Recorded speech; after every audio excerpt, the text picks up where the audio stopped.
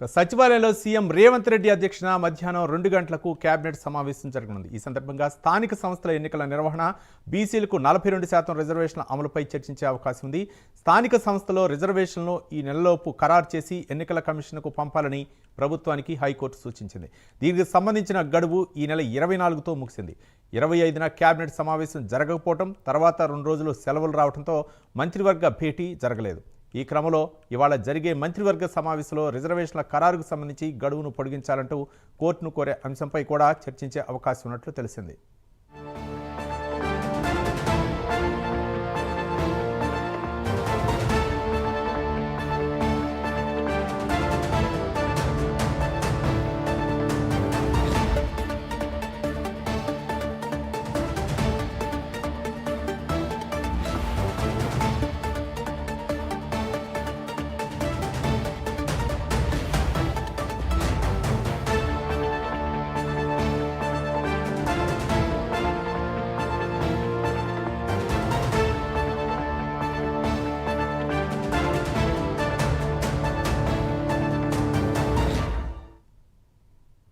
తెలంగాణ సచివాలయంలో సీఎం రేవంత్ రెడ్డి అధ్యక్షతన మధ్యాహ్నం 2 గంటలకు కేబినెట్ సమావేశం జరిగింది. ఈ సందర్భంగా స్థానిక ఎన్నికల నిర్వహణ, బీసీలకు 42% రిజర్వేషన్ల అమలుపై చర్చించే అవకాశం ఉన్నట్లు తెలుస్తుంది.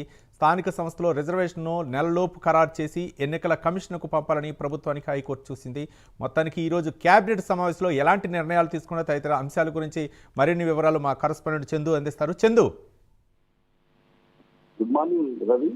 ఈ రోజు తెలంగాణ కేబినెట్ సమావేశం ఉంది. మధ్యాహ్నం 2 గంటలకు సీఎం రేవంత్ రెడ్డి అధ్యక్షతన ఈ సమావేశం జరుగుతుంది. ముఖ్యంగా 20వ తారీఖే కేబినెట్ సమావేశం జరగాల్సి ఉండే కానీ సీఎంతో పాటు మంత్రులతో కూడా ఢిల్లీలో ఉండడంతో ఈ రోజుకు వాయిదా అయితే వేశారు. ముఖ్యంగా స్థానిక సంస్థల ఎన్నికల్లో బీసీలకు 42% రిజర్వేషన్ల అమలుపైనే ప్రధానంగా చర్చించబోతున్నారు. ఇప్పటికే 2018 పంచాయతీరాజ్ చట్టం సంబంధించి సవరణ చేసి ఆర్డినెన్స్ కోసం గవర్నర్ కు పంపించారు. అదేవిధంగా అసెంబ్లీలో తీర్మానం చేసి కేంద్రం పంపే రాష్ట్రపతి వద్ద ఉంది. 2 కూడా పెండింగ్ లో ఉన్నాయి. ఈ నేపథ్యంలో ఇప్పటికే రిజర్వేషన్ల ఖరారు సమయం కూడా ముగిసిపోయి సుప్రీంకోర్టు హైకోర్టు ఇచ్చిన గడువు కూడా ముగిసింది. ఈ నేపథ్యంలో అసలు రిజర్వేషన్లపై ఏం చేయాలి, ఎందుకంటే ఇప్పటికే అటు ఆర్డినెన్స్ కావచ్చు, అటు రాష్ట్రపతి పంపినటువంటి తీర్మాన కాపీ కావచ్చు, 2 కూడా పెండింగ్ లో ఉన్న నేపథ్యంలో ఫర్దర్ గా రిజర్వేషన్లపై ఏ రకంగా ముందుకు వెళ్ళాలి అనే దానిపైన ప్రధానంగా చర్చించబోతున్నారు. ఎందుకంటే ఖచ్చితంగా సెప్టెంబర్ 30 లోపు స్థానిక సంస్థల ఎన్నికలు నిర్వహించాలని కోర్టు చెప్పింది. ఎందుకంటే ఇప్పటికే 10 నెలలు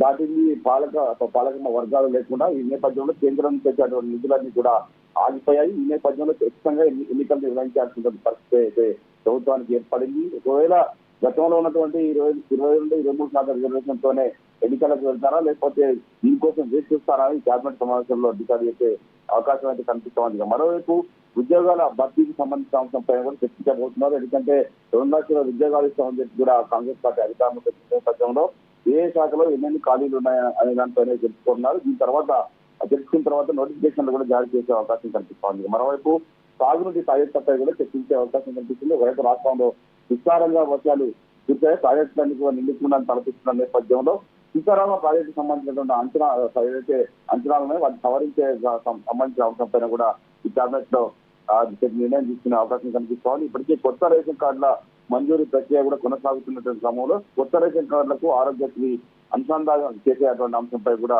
కేబినెట్ లో చర్చించబోతున్నారు. ఇక మరోవైపు గోశాలల నిర్మాణానికి కొత్తగా 4 కొత్త గోశాలలు నిర్మించాలి, అదేవిధంగా అధునాతనంగా నిర్మించాలని కూడా ప్రభుత్వం భావిస్తున్న క్రమంలో దీనిపైన కూడా చర్చించే అవకాశం కనిపిస్తుంది. ఇక మరోవైపు కాళేశ్వరం కమిషన్ సంబంధించినటువంటి సివిల్ నివేదికను కూడా ఈసీ కోర్టు కమిషన్ రాష్ట్ర ప్రభుత్వానికి ఈ రోజు ఇచ్చేటువంటి అవకాశం కనిపిస్తుంది. ఇప్పటికే హైదరాబాద్ చేరుకున్నారు. ఇప్పటికే 116 మందిని ఈ అంశంలో విచారించారు. అందులో మాజీ సీఎం కేసీఆర్ ఉన్నారు, అదేవిధంగా రాజేంద్ర హరీశ్రావుతో పాటు అధికారులు, ఈఎన్సీలు, మాజీ ఇంజనీర్లు అందరినీ కూడా విచారించిన తర్వాత సివిల్ నివేదికను ఈ రోజు ప్రభుత్వానికి అందించబోతున్న తెలుస్తుంది. ఈ నేపథ్యంలో కేబినెట్ లో ఈ అంశంపైన కూడా చర్చించే అవకాశం కనిపిస్తోంది. ఇక మరోవైపు ఇప్పటికే విజిట్ కమిషన్ సంబంధించినటువంటి నివేదిక ఇప్పటికే ప్రభుత్వం ఉన్నది కాబట్టి ఈ 2 నివేదికలు చర్చించి ఫర్దర్ గా ఎలాంటి చర్యలు తీసుకోవాలనే అంశంపై కూడా కేబినెట్ సమావేశంలో చర్చించబోతున్నట్టు తెలుస్తా ఉంది.